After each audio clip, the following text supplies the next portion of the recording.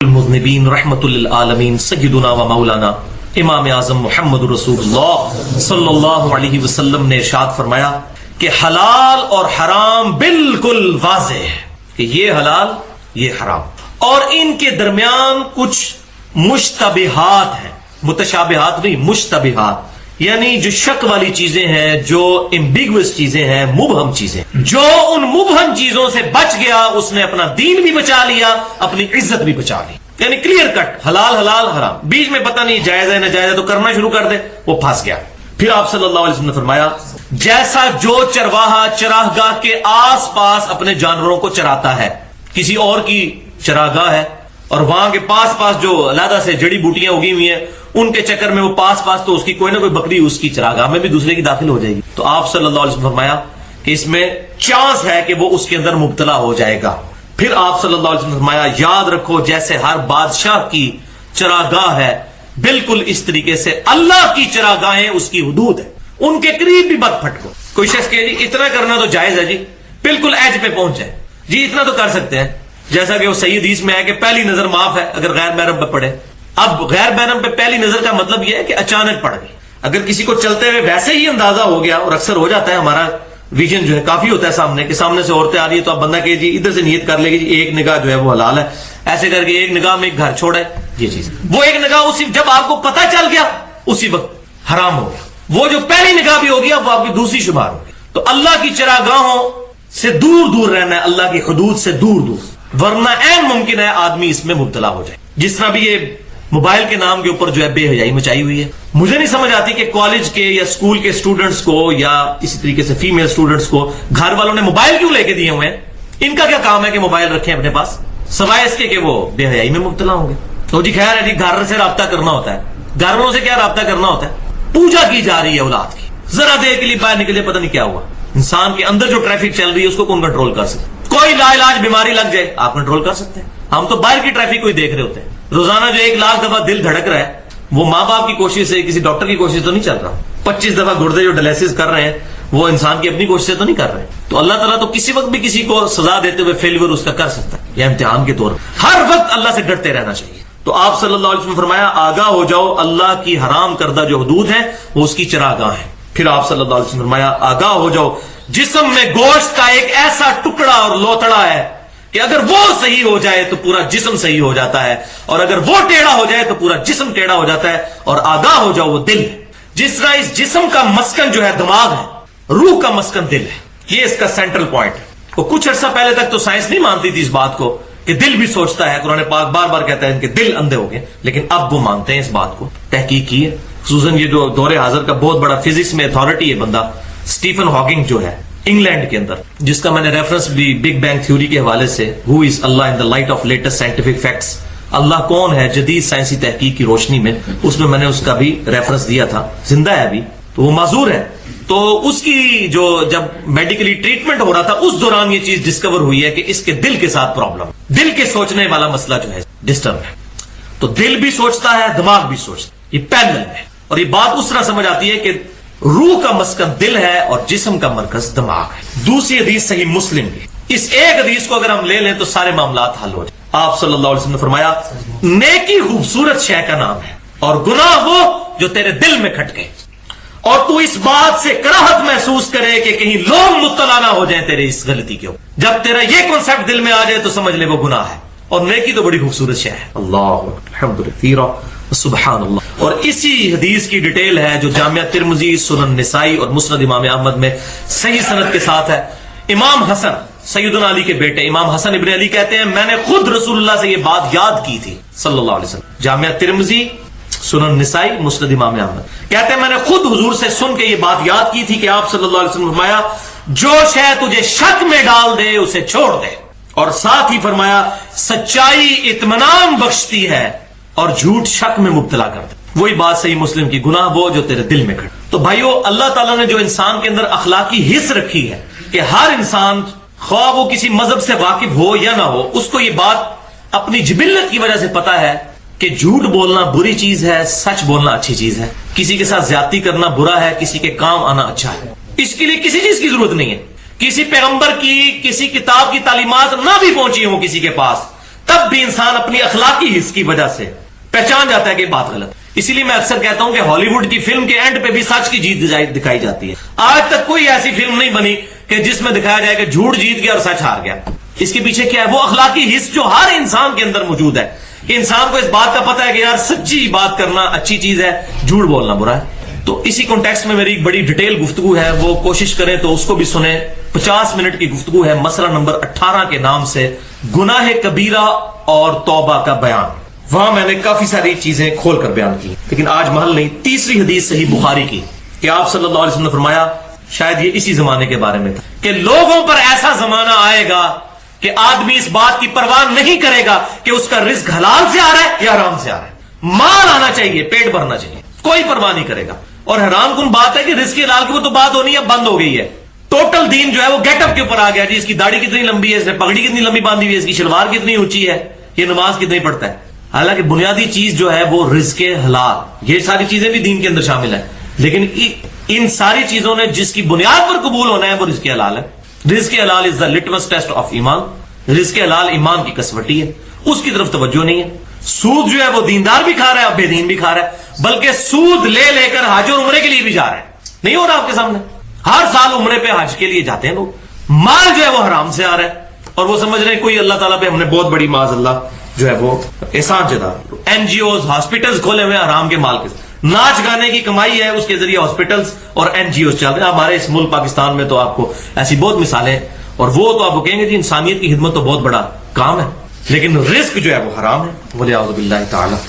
اور یہ میں اپنی طرف سے بات نہیں کر رہا، یہ اگلی حدیث اس کو چوتھی حدیث سپورٹ بھی کر دے گی. سیکنڈ لاسٹ حدیث آج کی کہ صرف حلال مال جو ہے وہ اللہ تعالیٰ قبول کرے. اور یہ حدیث ہے صحیح مسلم میں. نبی صلی اللہ علیہ وسلم نے فرمایا، بے شک اللہ پاک ہے اور صرف پاک مال کو قبول کرتا ہے. اللہ پاک ہے اور صرف پاک مال کو قبول کرتا ہے. پھر آپ صلی اللہ علیہ وسلم نے یہ آیت تلاوت فرمائی، بسم اللہ الرحمن الرحیم، یا ایھا الذین آمنوا کلوا من الطیبات ما رزقناکم. اے ایمان والو کھاؤ پاکیزہ مال میں سے جو ہم نے تمہیں دیا ہے.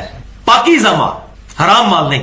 پھر آپ صلی اللہ علیہ وسلم نے ذکر کیا، یہ صحیح مسلم میں آگے حدیث چلتی. یہ میں سمجھتا ہوں کہ ایپیکس ہے رزق حلال کے اوپر. آپ صلی اللہ علیہ وسلم نے فرمایا کہ ایک آدمی دور دراز کا سفر کر کے آتا ہے، اس کا پرانگدہ بال ہے، جسم پر مٹی لگی ہوئی ہے، یعنی ایسی حالت ہے کہ عام آدمی کو بھی اس پہ ترس آئے. پھر وہ ہاتھ لمبے کر کر کے دعائیں کرتا ہے، یا رب یا رب یا رب. لیکن اس حال میں اللہ کے سامنے اس نے ہاتھ اٹھائے ہوئے ہیں کہ اس کا کھانا حرام سے ہے، اس کا پینا حرام سے ہے، اس کا لباس حرام سے ہے، اس کا گوشت حرام کی غذا سے پرورش چڑھا ہے. اللہ ایسے کی دعا کیوں کر قبول کرے؟ اللہ ایسے کی دعا کیوں کر قبول کرے؟ اس کے بعد کوئی گنجائش رہ جاتی ہے؟ تو آپ صلی اللہ علیہ وسلم نے واضح بتا دیا کہ دنیا میں تو یہ آفت آنی ہے کہ دعائیں قبول نہیں ہوگی اگر رزق حرام ہے. اور پانچویں اور آخری حدیث وہ آخرت کا عذاب رزق حرام کے. ویسے تو قرآن پاک میں کئی جگہ ہے جو لوگ یتیموں کا مال ہڑپ کر رہے ہیں، اپنے پیٹ میں دوزخ کی آگ بھر رہے ہیں، جس میں بولتا ہوں کہ یہ مورل لاز ہیں دنیا میں، آخرت میں ایکٹیو ہو جائے. دنیا میں جو ایکٹیو لاز ہیں وہ ادھر ہی ایکٹیو ہیں. زبان پر انگارہ رکھ لیں زبان جل جائے گی، لیکن زبان پر حرام لقمہ رکھے زبان نہیں جلے گی، کیونکہ حرام کھانا یہ مورل لا کے اگینسٹ ہے. لیکن یہ جو حرام ہے قیامت والے دن دوزخ کی آگ بن جائے. کوئی بندہ جو ہے وہ جھوٹ بولتا ہے، اس کی زبان نہیں جلتی. ہاں زبان کے اوپر کوئی گرم چیز رکھ لیتا ہے، گرم دودھ بھی پی لیتا ہے، زبان جل جائے. جھوٹ بولنے سے نہیں جلتی، کیونکہ یہ مورل لا ہے، یہ ڈورمنٹ پوزیشن میں ہے دنیا. آخرت میں یہ سارے مورل لاز ایکٹیو ہو جائیں گے. وہ جو بار بار یہ آیت آئی سورۃ البقرہ میں بھی، سورہ نساء کے اندر بھی، جو لوگ یتیموں کا مال ناجائز طریقے سے ہڑپ کر رہے ہیں وہ دراصل اپنے پیٹ میں دوزخ کی آگ بھر رہے ہیں. تو وہ اب سن لیجیے آپ، صحیح حدیث مسند امام احمد میں اور سنن دارمی میں بالکل صحیح سند کے ساتھ آپ صلی اللہ علیہ وسلم نے فرمایا، حرام سے پرورش پانے والا گوشت جنت میں داخل نہیں ہوگا.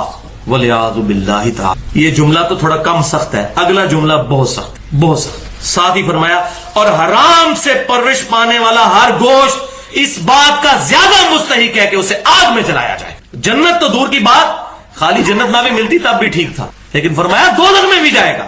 وہ اس چیز کا زیادہ مستحق ہے کہ اسے دوزخ میں ڈال دیا جائے جس کی پرورش حرام مال کے ذریعے. وَلِعَاذُ بِاللَّهِ تعالی. اس میں ایک بات ضمن کر دوں، مجھے اگلے دن بھی کسی نے کوسچن کیا تھا، ای میل کی تھی کہ جی میرا جو والد صاحب ہیں وہ بینک میں ملازمت کرتے ہیں، تو اب میرا رزق ان پر ڈیپینڈنٹ ہے، تو میرا گوشت حرام کے مال پر پرورش پا رہا ہے. تو میں نے اس کو کہا کہ جب تک آپ اپنے پاؤں پر کھڑے نہیں ہوتے اس وقت تک اپنے ماں باپ کے ساتھ حسن سلوک کریں قرآن کے روح سے، دنیا میں معروف طریقے. لیکن جیسے ہی آپ کے معاملات سیدھے ہوتے ہیں اپنے والدین سے اپنا رزق الگ کریں، اپنے آپ کو الگ نہ کر لیں، اس کی اجازت نہیں ہے.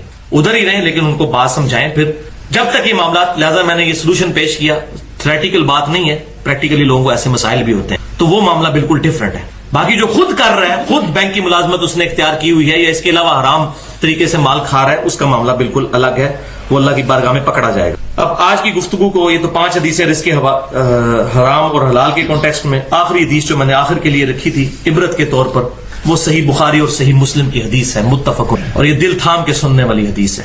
آپ صلی اللہ علیہ وسلم نے فرمایا، جب زانی زنا کرتا ہے تو اس وقت مومن نہیں رہتا، جب چور چوری کرتا ہے اس وقت مومن نہیں رہتا، جب شرابی شراب پی رہا ہوتا ہے اس وقت وہ مومن نہیں رہتا، جب کوئی مال لوٹنے والا مال لوٹ رہا ہوتا ہے اس وقت وہ مومن نہیں رہتا، اور جب کوئی خیانت کرنے والا کسی کی امانت میں خیانت کر رہا ہوتا ہے اس وقت وہ مومن نہیں رہتا. اور پھر ساتھ ہی فرمایا، بچ جاؤ بچ جاؤ، 2 دفعہ.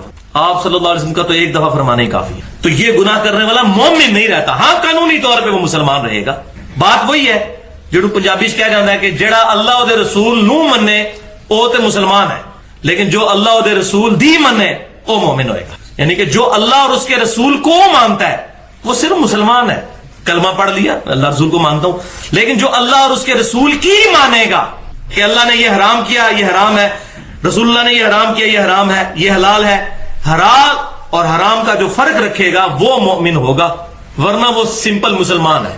اور پھر معاذ اللہ استغفر اللہ، بعض اوقات ایسا بھی ہو جاتا ہے کہ موت کے وقت اللہ تعالیٰ گناہوں کے سبب کسی کا ایمان ہی سلب کر لیتے. اللہ تعالیٰ سے دعا ہے کہ ہمیں ہر طرح کے گناہ سے، شراب نوشی سے، زنا سے، چوری سے، بدکاری سے، رزق حرام سے، ان تمام چیزوں سے محفوظ فرمائے. اللہ تعالیٰ ہمیں کتاب و سنت کی تعلیمات پر عمل کر کے دوسرے بھائیوں تک پہنچانے کی توفیق عطا فرمائے.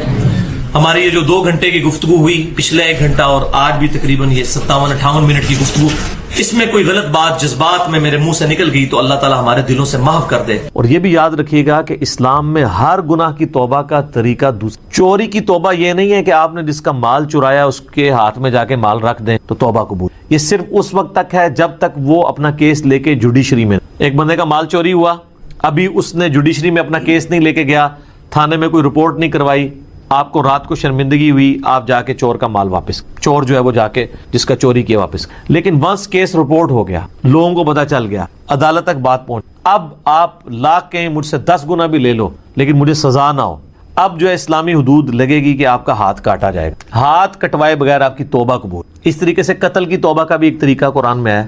قتل کی توبہ تو آپ کو ڈبل کرنی پڑتی ہے اس اعتبار سے کہ اللہ کی طرف توبہ کرتے وقت اس کی پلنٹی بھی دینی پڑتی ہے کہ ایک غلام آزاد کرے. غلام نہیں آزاد کر سکتے تو 60 جو ہے وہ آپ مسکینوں کو کھانا کھلائیں گے، یہ 60 مسلسل روزے رکھیں، یہ اللہ کا حق پورا کریں گے. اور مقتول کا حق یہ ہوگا کہ اگر وہ بلڈ منی ڈیمانڈ کرتا ہے یعنی دیت، تو 100 اونٹ کے برابر، یعنی آج کی آپ سمجھ لیں 2 سے 2.5 کروڑ روپیہ بنتا ہے. اگر آپ 1.5-2 لاکھ کا بھی ایک بہت بھی کر لیں تو 1 لاکھ کا تو لگتا ہے 1 کروڑ تو بن ہی جائے. ابو داؤد میں حدیث ہے کہ 100 اونٹ ہے بلڈ منی دیں گے، اور وہ بھی اس صورت میں اگر وہ ایگری کر، اور اگر وہ کہے کہ میں قتل کے بدلے میں قتل کرواؤں گا، تو پھر آپ جب تک قتل نہیں ہوتے نا قتل کے، آپ کی توبہ اس حوالے سے جب کیس جوڈیشری اور آپ پکڑے جاتے. تو اب یہ حرام مال والا جو مسئلہ ہے یہ بہت کریٹیکل. اس میں اگر کوئی یعنی ایک سرکاری ادارے میں XYZ کوئی بھی ادارہ ہوتا ہے، اس کے اندر ملازمت اختیار کی، چاہے جائز کام کرنے کے لیے چاہے ناجائز کام کرنے، دونوں صورتوں میں اگر وہ کسی سے رشوت، تو ظاہر ہے وہ حرام کا مال کھا رہا ہے، کیونکہ وہ اس پوسٹ پہ جو بیٹھا ہے اس کام کرنے کی آلریڈی وہ تنخواہ لے رہا ہے. اب ایکسٹرا جو پیسے لے گا وہ حرام ہوں گے. بخاری اور مسلم دونوں میں حدیث ہے کہ نبی علیہ السلام نے عاملین زکوٰۃ مقرر کیے ہوئے تھے جو جا کے زکوٰۃ کلیکٹ کرتے تھے لوگوں، بھیڑ بکریوں. اب جب لوگوں سے وہ کلیکٹ کرتے تھے تو لوگ ان کو بیت المال کے لیے زکوٰۃ کی بھیڑ بکریاں بھی دیتے تھے، ساتھ ایک آدھ بکری کسی کو گفٹ دے دی. اب جب وہ آ کے نبی علیہ السلام کے پاس بیت المال میں زکوٰۃ جمع کرواتے تھے تو کہتے تھے یہ تو وہ ہے جو ہم نے زکوٰۃ کلیکٹ کیا اور یہ مجھے گفٹ. تو نبی علیہ السلام فرماتے تھے کہ جاؤ اپنے ماں باپ کی گود میں جا کے بیٹھو، میں دیکھتا ہوں تمہیں وہاں پہ کون گفٹ دے، تمہیں اس پوسٹ کی وجہ سے گفٹ ملا، یہ بھی بیت المال میں ہے. یہ ایک جنرل حدیث ہے جو سب کو کور کرتی ہے کہ جس شخص کو سرکاری پوسٹ کی وجہ سے کوئی گفٹ بھی ملا ہے وہ حکومت کے خزانے میں جمع کروائے گا، کیونکہ اگر وہ اس پوسٹ پہ نہ ہوتا اس کو کوئی گفٹ نہ دیتا. اگر کوئی فوڈ انسپیکٹر نہ ہو تو کس نے اس کے گھر جا کے جو ہے وہ اتنے کلو مرغی اور اتنے کلو قیمہ جا کے دینا ہے؟ ہمیں تو نہیں کوئی آ کے دیتا, دیو بھی نہ میرا کو لے کے پہنچ جاؤ میرے گھر. ویسے میں کہہ رہا ہوں کہ اس پوسٹ کی وجہ سے دے رہے ہیں نا, یا علماء کو جو مل رہا ہے ان کی پوسٹ کی وجہ سے مل رہا ہوتا ہے نا. تو اس طرح کے گفٹ, اگرچہ عاملین زکوٰۃ کی تنخواہ درست ہے, وہ قرآن میں سورہ توبہ کی آیت نمبر 60 میں 8 مصرف آئے ہیں زکوٰۃ کن کن کاموں میں لگ سکتی ہے. اس میں سے ایک مصرف یہ ہے کہ جو زکوٰۃ کو کلیکٹ کرنے والے سرکاری ملازمین ہیں ان کی, اس لیے ہمارے ٹیکسز کا جو پیسہ ہے اس سے فوج کی, ایجنسیز کی, اور اسی طریقے سے جو باقی حکومتی عہدیدار ہیں ان کی تنخواہیں جاتی. اب وہ اپنا کام کرنے کا ایکسٹرا پیسہ لوگوں سے لینا شروع کر دیں. جس طرح کسی زمانے میں ہمیں یاد ہے کہ شناختی کارڈ جب یہ نادرہ نہیں تھی, اللہ بھلا کرے پاکستان میں ایک ادارہ ایسا ہے جس میں ہم فخر کر سکتے. پرسنلی انہوں نے آ کے کم از کم کسی ایک کام کو تو سٹریم لائن کیا ہے نا. آپ پاکستان میں کسی جگہ ان کی آؤٹ لیٹ کے اوپر چلے جائیں تو آرگنائز طریقہ. نادرہ جب تک نہیں تھی نا, اور آپ کو اپنے تھانے کچہریوں سے شناختی کارڈ وہ ہاتھ کا لکھا ہوا, ہمارا تو پرانا وہی تھا 19 آپ سمجھ لیں آلموسٹ 28-9 نے جا کے وہ بنوایا تھا. تو اس شناختی کارڈ کو بنوانے کے لیے یا آپ کو اپنے صوبے کا ڈومیسائل نکلوانے کے لیے اپنے جائز حق کے لیے رشوت دینی پڑتی. چیز آپ کی ہے, آپ پیسے دے کے نکلوائیں گے. یہ پاکستانی شہری کا حق ہے کہ اس کو شناختی کارڈ دیا جائے جس کا آلریڈی بے فارم آپ کے پاس موجود ہے کہ یہاں پہ پیدا ہوا ہے فلاں سن کو, اس کے ماں باپ یہاں کے شہری ہیں. یہ حکومت کا کام ہے کہ اس کو شناختی کارڈ دے. اس کے لیے آپ کو, اور وہ اگر نہ ہو تو آپ کو کالجز کے اندر ایڈمیشن نہیں ملتا. اب تو خیر بینک میں اکاؤنٹ بھی نہیں کھلتا اگر آپ کے پاس شناختی کارڈ نہ ہو, تو رشوت دینی پڑتی تھی. اب تو چلے فیس دے کے کام ہو جائے اپنے جائز کاموں کے. تو اب جو لوگ وہاں پہ بیٹھ کے رشوت کھا رہے ہیں وہ تو بیٹھے اس لیے کہ لوگوں کے ڈومیسائل بنائیں یا اس زمانے میں شناختی کارڈ بنائیں. وہ رشوت کس چیز کی لے رہے ہیں؟ اگرچہ وہ جائز کام کے اوپر پیسے لے رہے ہیں لیکن ان کا پیسے لینا حرام ہے. یہ جو حدیث ہے نا, یہ صحیح حدیث ہے کہ رشوت دینے والا اور لینے والا دونوں جہنمی ہے. اس صورت میں جب جو دونوں رضا کے ساتھ یہ کام کریں. جو مجبور بندہ ہے نا کہ جس نے اپنا حق لینا ہے اور اس کو مجبوراً رشوت دینی پڑتی ہے, پھر صرف لینے والا دوست کی ہے, رشوت دینے والا دوست کی نہیں ہوگا. اس کے گناہ کا وبال بھی وہی اٹھائے گا کیونکہ اس نے تو اپنا کام لینا ہے. اس کے بعد تو سنوائی کوئی نہیں ہے, کہاں جائے وہ, کس کے ساتھ جا کے وہ سر پھاڑے اور لڑے جا کے. تو اس طرح کے سارے کاموں میں لوگ رشوتیں لیتے ہیں. اسی طریقے سے آپ پولیس میں خدا نخواستہ آپ کو کبھی کوئی کام پڑ جائے تو آپ کو یعنی اپنے جائز ڈاکومنٹس نکلوانے کے لیے وہاں پہ رشوت دینی پڑ جاتی ہے. اللہ ماشاءاللہ لوگ اچھے لوگ بھی, بلکہ آج کل یہ جو ایزی پیسہ آپ نے کسی کے اکاؤنٹ میں پیسے بھجوانے ہیں اس کے تو 1 روپیہ بھی نہیں لگتا. تو بعض جو ہے وہ داؤ لگاتے ہیں اس میں بھی 10 روپے لے لیتے ہیں, حالانکہ وہ جس نے ویٹ ڈرا کرنے ہوتے ہیں اس نے پیسے دینے ہوتے ہیں. تو جس کا جو داؤ لگتا ہے وہ جہاں پہ بیٹھا ہوا ہے, صرف سرکاری ملازم نہیں باقی لوگ بھی یہی کام کرتے. تو اب اس طریقے سے جو حرام پوری زندگی کھایا, آخری عمر میں آ کے جناب بلڈ پریشر, شوگر, دل کی بیماریاں, بچے نہیں پڑھ لکھ سکے, بیوی کے اوپر فالج ہو گیا. اب جب یہ چیزیں ان کے سامنے آتی ہیں نا, پھر ان کو اب آخرت یاد آتی ہے کہ یار دنیا بھی at the end of the day ہم نے برباد کر لی, ابھی آخرت میں تو حساب باقی ہے. اور یہ بھی وہ جس کے اندر غیرت کی کوئی رتی ہو. یہ میں آپ کو پریکٹیکلی بتا رہا ہوں کہ میرے ساتھ ایسے لوگ ملے ہیں جنہوں نے لاکھوں اپنی زندگی میں کھایا ہے اور کئی لاکھ اس سے زیادہ اپنے علاج کے اوپر خرچ, تب بھی شفا نہیں ملی. یہ ایک ایسا معاملہ ہے جو دنیا میں اللہ برابر کر دیتا ہے, اور اگر نہ بھی کرے تو آخرت کی مصیبتیں تو بھی باقی ہیں. پھر وہ کہتا ہے کہ اب توبہ کرنا چاہتے ہیں, کیا کریں, یاد ہی نہیں کس کس کا کھایا ہے, کہاں سے بندوں کو ڈھونڈیں ان کو واپس کر. تو یہ ظاہر ہے کہ مشکل کام ہے. اور پھر بندے بھی ڈھونڈ لیں تو کھایا اتنا ہے کہ وہ کیسے واپس کریں, کھا کے وہ کر چکے ہیں. تو پھر تو میرے بھائی پھر معاف ہی کروانا پڑے. دنیا میں نہیں ہوگا تو آخرت میں تو پھر بڑے عجیب و غریب طریقے سے معاف ہونا ہے. وہ صحیح مسلم میں حدیث ہے کہ دنیا میں کسی نے کسی کا حق دبایا تھا, کسی کو ناجائز مارا تھا, یا کسی کو دھمکی دی تھی, یا کسی کے ساتھ مار پیٹ والا معاملہ کیا تھا, گالی گلوچ والا معاملہ کیا تھا, تو وہ لوگ حق لینے کے لیے اللہ کی بارگاہ میں آئیں گے اور انسان پہاڑوں نیکیوں کے ساتھ اللہ کی بارگاہ میں ہوگا.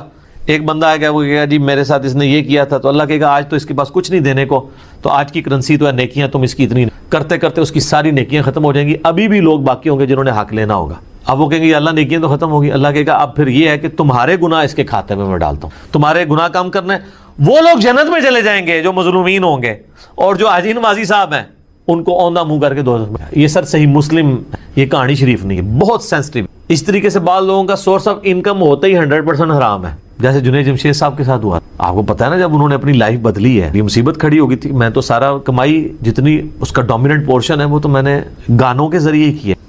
تو وہ خود بتاتے ہیں, تقی عثمانی صاحب کے پاس گئے کہ سر کوئی اس کا حل نہ کریں, ویسے فقہ حنفی ایکسپرٹ ہے, حل کوئی نہ کوئی نکال لیں گے. معلوم انہوں نے اپنی جگہ ایک اجتہاد کیا, یہ اجتہاد ہی ہے ظاہر ہے, دلیل تو ہمارے پاس اپنے اینڈ پہ جو انہوں نے کہا کہ ٹھیک ہے تم اپنے, ظاہر ہے تمہارے پاس تو اب یہی مال ہے نا جس سے تم آگے کام, اسی آرام کے مال سے کوئی کاروبار کرو, اور جب اس سے کاروبار سے جو تمہیں نفع حاصل ہو اس نفع کو سائڈ پہ رکھتے جاؤ, جوڑتے جاؤ, اور جب وہ راس المال کے برابر ہو جائے، جو تم نے اکویٹی جہاں پہ انویسٹ کر کے جو یعنی مثلا 1 کروڑ روپے کی انویسٹمنٹ کی تھی، تو وہ منافع جب 1 کروڑ ہو جائے نا، تو وہ 1 کروڑ روپیہ تم اللہ کی راہ میں اور پھر تمہارا مال پاک ہو. لیکن سٹارٹ تو اس سے لیا ہوا تھا نا. یہ اتنا خطرناک مسئلہ ہے. میرے پاس خیر اس کا کوئی سولوشن اس کے سوا ہے بھی نہیں، لیکن اس سے اگر کوئی یہ پلی لینا شروع کر دے کہ وہ سمگلنگ کر کے یا کسی اور طریقے سے، کہتے ہیں نا پہلا کروڑ بنانا ہی مشکل ہوتا ہے، اگلے کروڑ سے آ جاندے ہیں. دیکھنے آپ کے یہاں پہ کئی ارب پتی لوگ ہیں، ان کو وہ لوگ اگر اپنی بایوگرافی آپ کو سناتے ہیں تو وہ کہتے ہیں کہ ہمیں تو اپنے ماں کی دوائی کے لیے بھی ہمارے پاس پیسے نہیں تھے. آج وہ جناب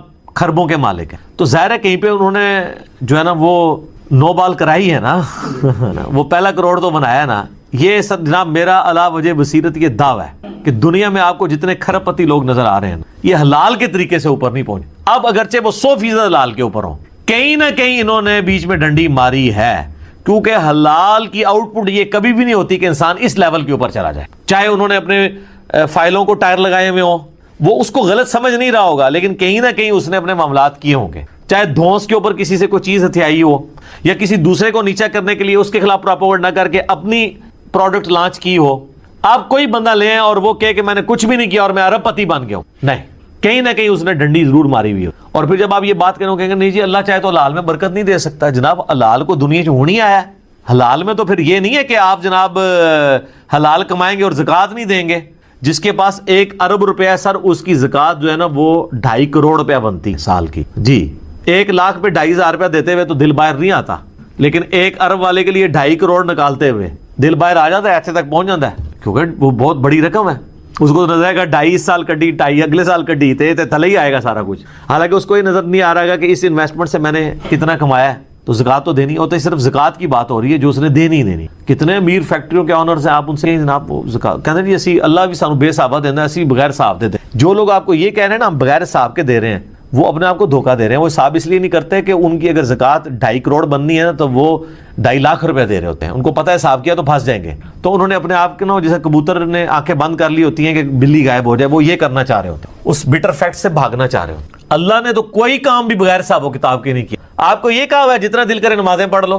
5 نمازیں فرض کی رمضان کے، جس مہینے میں جو جاؤ جتنے روزے رکھ لو. نہیں، 1 مہینہ ہے اس کے 1 روزے ہیں. نماز شروع ہوتی ہے کسی قاعدے قانون کے مطابق، ختم. یہ تو نہیں جو مرضی پڑھ لو اس کے اندر، وہ ساری چیزیں تعلیم کی ہوئی ہیں. تو یہ بیسیکلی اپنے آپ کو دھوکہ دے رہے ہیں، کیونکہ ان کو پتا ہے کہ ہم نے جب کیلکولیشن کرنی ہے نا تو وہ پھر اور پھر کہتے ہیں یہ مقروض ہیں.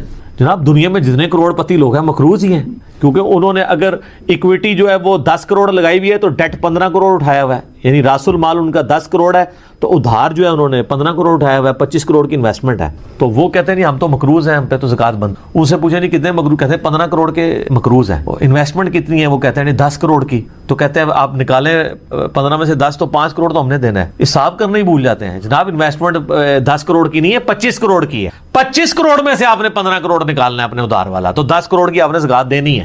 کیونکہ انویسٹمنٹ انہوں نے راس المال اپنی اکویٹی 10 کروڑ لگائی، 15 کروڑ اٹھایا ڈیٹ ادھار، ٹوٹل کتنا ہو گیا 25. تو 25 کروڑ میں سے 15 کروڑ مائنس ہوگا نا. چھڑے اپنے 10 میں سے ہی 15 نکال دیں گے، الٹا پھر آپ کو اللہ سے مانگنے پڑ دیں گے. ظاہر ہے کہ یا اللہ تم انہوں کچھ دے، میں نے زکوٰۃ نہیں دینی. تو اتنے بولے بنے حساب کتاب کرنا بھی بھول جاتے ہیں. وہ 10 کروڑ کی تو آپ زکوٰۃ دیں گے. آپ نے جو میڈیکل سٹور کے اندر اگر کروڑوں کی دوائی رکھی ہوئی ہے، کروڑوں کا کپڑا رکھا ہوا ہے، تو وہ جو کپڑا ہے نا وہ کہتا ہے نہیں پیسہ تو ہمارے پاس ہے ہی نہیں، یہ کپڑا ہی پڑا ہوا ہے. تو کپڑا بیچ کے آپ کو پیسہ ملنا ہے نا. کئی عورتیں وہ کہتی ہیں نہیں ہمارے پاس سونا ہے، ہماری تو کمائی کوئی نہیں ہے. تو سر سونا توڑوا کے اس میں سے زکوٰۃ دینی ہے. 7.5 تولے سے زیادہ نہیں جوڑنا نا. جوڑنا ہے تو اس کے اوپر آپ نے اللہ تعالیٰ نے جو آفیشیل آپ کے اوپر رکھا ہوا ہے زکوٰۃ والا معاملہ وہ آپ نے. تو اس طریقے سے جو حرام مال والا مسئلہ ہے نا جی، بندے ڈھونڈیں ان کو پیسے تھے، نیتے گوٹے گیٹے پکڑ کے ان کو معاف کرو. اب ان کی مرضی ہے معاف کریں. اب پیسے ہیں، بندے ڈھونڈنا ناممکن ہے، ظاہر ہے مختلف پوسٹوں پہ رہے. تو آخری حال یہ ہے کہ آپ وہ رقم کیلکولیٹ کریں، اتنی رقم آپ اللہ کی راہ میں خیرات کریں، اس نیت کے ساتھ کہ اس خیرات کا ثواب ان لوگوں کو پہنچے کہ جن کا میں نے مال ہٹایا ہے. اور ان بیچاروں نے ہو سکتا ہے اپنے زمانے میں خود اتنی خیرات نہ کرنی ہوتی. وہ قیامت والے دن جب دیکھیں گے کہ وہ خیرات کا مفت کا ثواب ان کے نامہ مال میں آ گیا تو عین ممکن ہے وہ آپ سے راضی ہو جائیں کہ چلو یار اس نے ہمارے سے پیسہ لیا تھا تو ہماری طرف سے خرچ کیا، بلکہ وہ تو کہیں گے کہ اور ہی تھوڑا لے لیتا، آج تو کرنسی تھی نیکیاں تو ہمیں مل جائے. تو اللہ تعالیٰ اور اس کو سپورٹیو احادیث بھی ہیں کہ اللہ تعالیٰ پھر معافی والا معاملہ فرما دے گا. لیکن یہ بہرحال آپ کو ککل عباد اسی طریقے سے معاف کر. یہ تو مال کی بات ہو رہی ہے، باقی جو زیادتیوں والا معاملہ ہے وہ تو جناب بہت سخت ہے. سورہ نساء میں ہے جو لوگ یتیموں کا مال نہ حق کھا رہے ہیں وہ اپنے پیٹ میں دوزخ کی آگ بھرے, تو جناب آپ کو معاف کروانی پڑے. ادروائز پھر یہ اگر نہ کوئی ملے تو پھر اس طریقے سے ایک آخری حال, آپ کو کہتا ہے میرے پاس مال بھی نہیں ہے,